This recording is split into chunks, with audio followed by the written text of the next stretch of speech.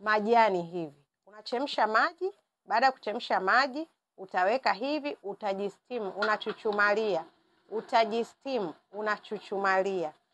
Hii utafanya iwapo wewe umemaliza period unasikia ile harufu mbaya ama unatokwa na uchafu, miwasho, unatumia, lakini hii ni kujisteam.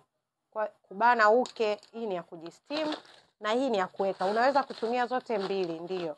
Unaweza ukaanza hii na ukimaliza ukamalizia hii. Utaanza hii na utamalizia hii. Hii utaipata kwa shilingi 20,000 inayotosha kufanya mara 3, na hizi utazipata kwa shilingi 25,000 ambazo ziko 3.